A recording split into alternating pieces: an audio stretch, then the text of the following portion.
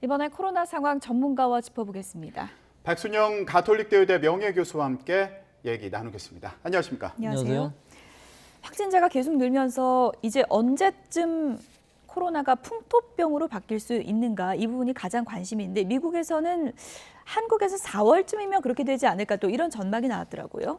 글쎄 이건 좀 너무 섣부른데요. 예. 물론 환자 수도 많이 줄고 우리가 관리 가능한 수준이 될 수는 있겠지만 이렇게 풍토병, 엔데믹으로 가기에는 조금 더 시간이 걸려 보입니다. 지금 우리의 확진자 상황을 보면요.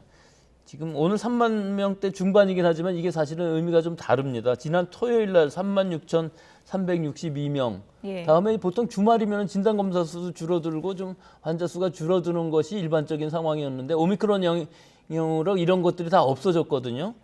일요일, 월요일, 화요일 다 늘어서 지금 36,719명이라는 것은 역대 두 번째 수치예요. 근데 문제는 이제 내일이죠. 예, 내일은 이제 주말 효과가 없어지기 때문에 과연 이것이 얼마나 늘어날 것이냐가 관건인 것인데 이번 유행의 기점이 될 수도 있을 숫자가 나올 것인데 예. 아마 4만 명 넘어가는 것은 뭐 확실해 보이고 이 규모가 얼마나 될 것이냐가 굉장히 중요한 부분들이 있죠. 아까 보도에서 나온 것처럼 위중증 환자는 268명으로 상당히 안정적입니다. 사망자도 36명으로 누적 치명률이 0.64%인데요. 이거는 확진자가 너무 크게 많이 늘어나다 보니까 하루에 0.02%포인트씩 줄어들고 있어요. 누적 치명률이요. 그래서 지금은 0.6이라는 것은 뭐 지난 한두 달 전에만 해도 이것이 1%가 0.9%가 넘었던 것이 이게 급격히 줄어든 것이거든요. 오미크론의 영향이라고 그러면 분명히 볼 수가 있죠. 다만 이제 문제는 진단검사 수 대비 확진자, 이걸 양성률이라고 하는데 양성률이 무려 26.0%입니다. 이거는 일주일 전 화요일 날 9.3%였어요.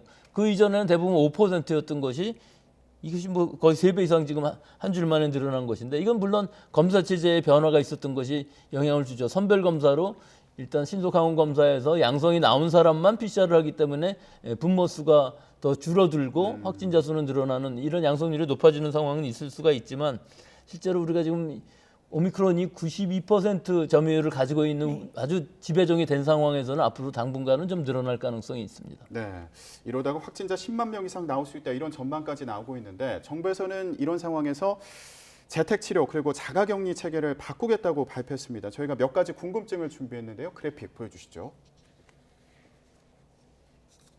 네, 첫 번째 궁금증입니다. 앞으로 60대 이상 등 고위험군만 재택치료 관리 대상에 포함한다고 하는데 교수님, 근데 여기에서 50세 이하의 기저질환자는 제외가 됐다고 합니다. 왜 그런 건가요?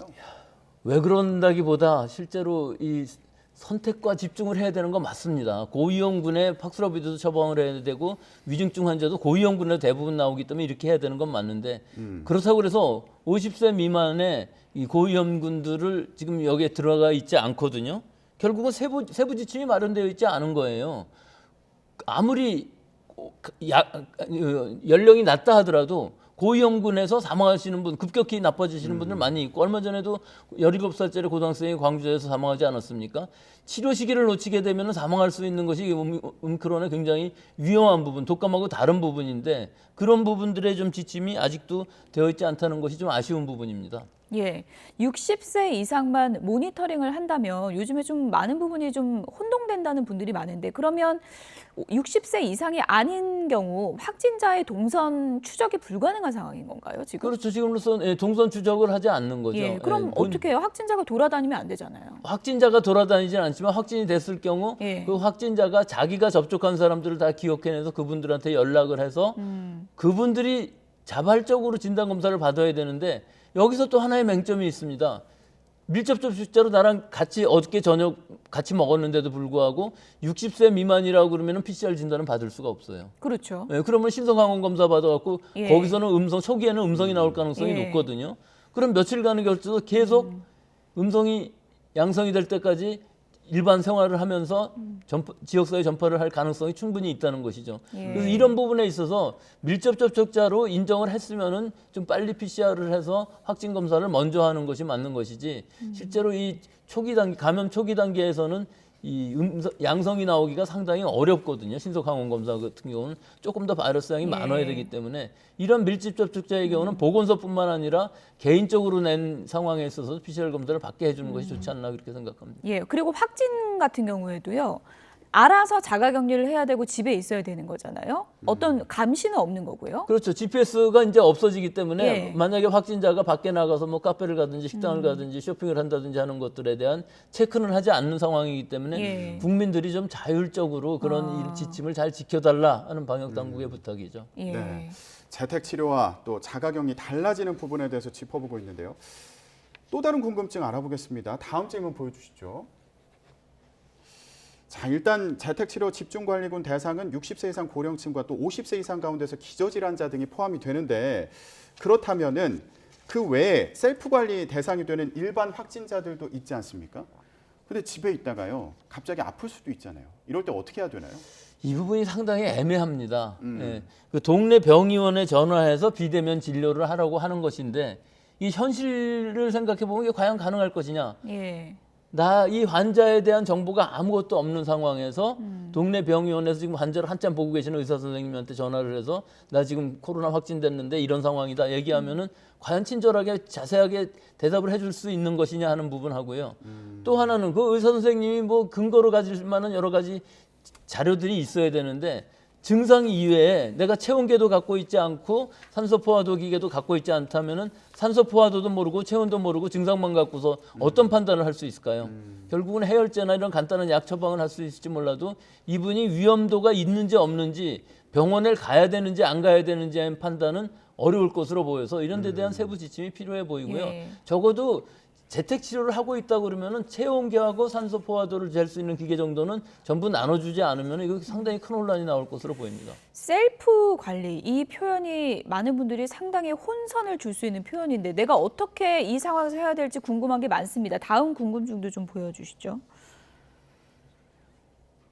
셀프 관리를 하라고 하니까 많은 분들이 이런 생각을 합니다. 지금 온갖 약을 다 집에 사둬야 되는 건가? 감기약도 지금 쌓아놔야 되는 건가? 이런 고민을 하는데요. 어떤 약을 사둬야 되는 겁니까? 글쎄요, 그걸 다 사둔다 그래도 큰 효과가 없는 약들도 많을 수밖에 없고 예. 감기약이기 때문에 예를 들어 기침약이라고 할지라도 의사 선생님이 처방해 주는 약하고 우리가 약국에서 살 수 있는 비처방약하고는 다르거든요. 그렇죠. 그러니까 가능하면은 해열제 정도는 뭐 집에 갖고 있다 할지라도 다른 약들은 동네 병의원에 전화를 하셔서 원격으로 처방을 받아서 식구들이라든지 혹은 친척들이 가서 찾아오는 방식이 제일 좋을 것으로 예. 보이기 때문에 이 부분에 대해서는 너무 걱정하실 필요는 없습니다. 물론 갑자기 밤에 아프거나 그런 일은 생길 수가 있지만 이럴 때에는 정급하면은 정말 119라도 전화를 해서 병원을 가는 방식이 돼야 되는데 실제로 이게 여러 가지 호흡기 전담 클리닉이라든지 재택치료 지정 의료기관 같은 것들이 지금 되어 있어서 예. 연락은 잘 할 수 있다고 하는데 아직까지도 그 인력 보충이라든지 시설이 제대로 되어 있는지가 의심스러운 부분들이 있어서 예. 이런 부분들은 아직도 사실은 좀 더 보강해야 될 부분들이 예. 있기는 합니다만은 그렇다고 해서 모든 가정에서 모든 상비약들을 너무 많이 보유하고 있으면서 체온계라든지 산소포화도기까지 모든 가정이 다 사야 된다는 건 큰 혼란이 일어날 수 있는 그렇죠. 상황이거든요. 그래서 이런 부분들에 대해서는 정부가 세밀한 좀 지침들을 마련을 하셔서 근본적으로 예. 해결할 수 있는 부분들하고 우리 국민들이 준비해야 될 부분들하고를 좀 나눠서 예. 좀 잘 알 수 있게끔 하는 홍보가 좀 필요한 시기인데 그런 세부 지침이 지금 예. 시작은 되었습니다만 지침 자체가 뭐 거의 없는 상황이라 혼란이 그렇죠. 커지고 있죠. 교수님 그리고 제가 주변에 보니까 오미크론에 걸린 분들은 특히 목이 좀 많이 아프다고 목이 붓는다고 호소하는 분들이 많은데 그래서 특히 목감기약을 또 사서 드시는 분들이 많더라고요. 그런데 그게 큰 효과는 없을 없어요? 것이요. 예. 예. 이 목이 아픈 것도 거기에 세균이 감염이 되어서 인후통이 나타난다면 항생제라든지 예. 처방을 할 수가 있겠지만 바이러스성 질병이라는 것은 어떤 증상에 대해서 대증 치료, 즉 목이 아프면 안 아프게 하는 진통제 정도는 효과가 있을지 몰라도 예. 목이 아픈 거 그 자체를 치료할 수는 없는 것이거든요. 그렇군요. 예, 그렇기 때문에 뭐 상비약이라는 개념은 큰 의미가 없고 사실은 병의원에서 처방을 해준다 할지라도 네. 사실은 뭐 지금 팍스로비드가 아닌 한 그 그러니까요. 증상을 완화시키는 것은 뭐 대증요법이라고 그래서 증상 완화시키는 정도에 끝날 예, 것으로 그런 보입니다. 거가 예를 들어서 약도 없고 오미크론엔 걸렸는데 집에 있어야 되고 팍스로비드는 젊은 층에서는 아무나 받을 수가 없잖아요. 그럴 땐 뭐 어떻게 집에서 치료를 해야 된다 이런 거 간단하게 알려주실 거 없을까요? 제일 좋은 건 수분 많이 섭취하면서 잘 쉬면서 좀 적극적인 사고방식으로 우울하지 않게끔 하고 햇볕 잘 쐬고 하는 뭐 일반적인 예. 이야기일 수밖에 없는데 지금 예. 말씀하신 것 중에 제가 제일 중요하게 여기는 부분은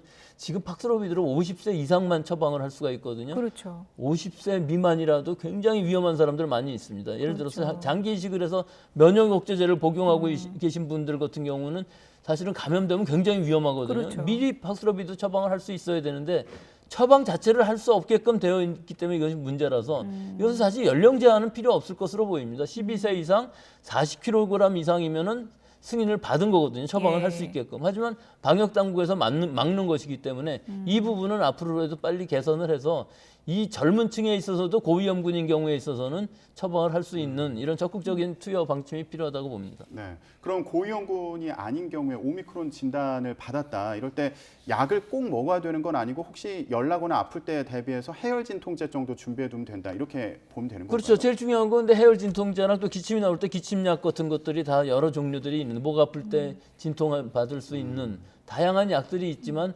가능하면은 의사 선생님하고 비대면이라도 상담을 한 후에 처방을 받아서 드시는 것이 효과는 더 좋을 것으로 봅니다. 내가 만약에 오미크론에 확진됐다면 또 이런 부분이 상당히 궁금할 것 같습니다. 다음 궁금증을 그래픽으로 좀 확인해 보도록 하겠습니다. 내가 만약에 이제 확진이 됐는데요. 지난주에 쭉 만난 사람들이 생각나지 않겠습니까? 며칠 전까지 만난 사람한테 내가 연락을 해야 되는 겁니까? 그것도 지금 제가 확진됐을 때 예. 적어도 2, 3일 전까지는 감염력이 있기 때문에 예. 2, 3일 전까지 다 생각을 하셔갖고 아. 그분들 중에서 특히 오랜 동안 같이 만났던 분들 또 마스크를 벗고서 식사를 했든지 같이 음주를 했든지 뭐 또 장시간 실내에서 있었든지 하는 부분들 또 자기 접촉자들 중에서도 좀 오래 안 만났던 사람들 중에서는 또 같이 잠깐 만났더라도 예. 상당히 접촉이 많았었다고 하면은 이런 모든 분들한테 연락을 하셔갖고서 그분들이 진단검사를 받을 수 있도록 그 밀접 접촉자로 규정을 해야 되는데 뭐 한 일주일 전에 만난 것까지 다 할 필요는 없을 것으로 예. 보이고요. 그럼 접촉자는 자가검사 키트로 검사를 하면 되는 건가요? 60세 이상인 경우에는 PCR 검사를 예. 받을 수 있죠. 하지만 본인이 지금 확진자가 얘기를 해서 밀접 접촉자로 규정을 했을 때에는 예. 자가검사 키트 이외에는 받을 방법이 없죠. 자기 집에서 그렇죠. 하든가 예. 선별검사소에서 하든가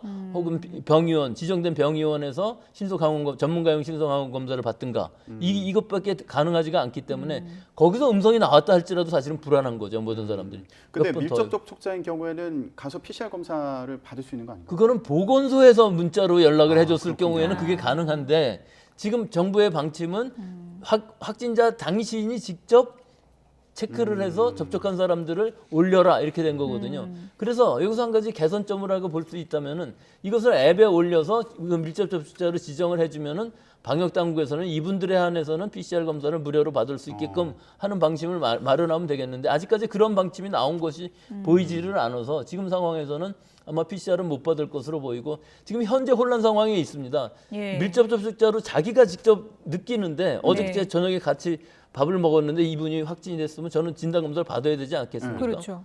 근데 받을 수가 없잖아요. 60세가 안 됐기 때문에. 예. 그러면 이제 심지어는 뭐 방송에 출연하시고 그러는 분들은 유료로 진단검사를 받을 수 있는 병원에 가서 적어도 10만 원 정도를 내고서 예. 진단검사를 받으시는 분들도 지금 상당히 있는 상황입니다. 네. 그러니까요. 이 방식에 상당히 좀 허점이 있을 수 있다. 그리고 아직까지 홍보가 안 돼 있기 때문에 내가 밀접 접촉을 했어도 보건소에서 연락이 안 오면 이게 PCR을 받을 수가 없다는 걸 모르는 분들이 상당히 많더라고요. 그렇죠. 예. 대부분은 근데 지금의 현재 밀접 접촉자의 역학조사라는 것은 일반적으로 이루어지고 있지는 않은 것으로 보이고요. 선택과 집중으로 고위험군 또 집단 발생이 일어날 수 있는 곳에는 집단적으로 그걸 역학조사를 하지만 그 이외에 일반 직장이라든지 일반인들에 대한 밀접 접촉자 분류는 지금 하고 있지 않은 것으로 보입니다. 네, 예. 이런 부분에 대한 보완이 있으면 좋겠는데요. 백신 얘기 간단하게 해볼게요. 노바 백신 접종이 이제 곧 시작이 되는데 부작용이 좀 적을까 이 부분 많이 궁금해하시거든요. 이거 뭐 어떤 우리가 것으로 보세요? 전통적으로 사용하던 백신이기 때문에 부작용 우려는 뭐 제한적이죠. 근데 다만 문제는 뭐냐면은 1차부터 맞는 사람만 지금 맞을 수 있다는 것이에요. 추가 접종이라든지 또는 다른 것들은 가능하지가 않기 때문에 이 또 18세 미만의 청소년들 12세부터 17세까지도 접종을 받을 수가 없어요. 예. 그래서 이 부분들은 앞으로 승인을 받는데 이 추가 접종에 대한 임상 시험은 뭐 금방 될 것으로 보이는데 가능하면 이 젊은 층들 12세부터 청소년층에서 이 접종을 받으면은 그 부모님들의 그 부작용 우려도 상당히 불식일 수 있을 것으로 보이는데 아직까지는 그것이 마련되어 있지 않은 상황이라 지금은 1차 접종부터만 맞을 수 있고 2차 추가 접종이라든지 3차 추가 접종은 맞을 수 없는 상황입니다. 보건당국의 방침대로 따르는 게 아니라 이제는 내가 적극적으로 찾아서 기입하고 또 알리고 이래야 되는 또 코로나 시대로 접어든 건데 당분간은 좀 혼란이 있지 않겠나 이런 생각이 드네요. 백순영 가톨릭대 의대 명예교수였습니다. 고맙습니다.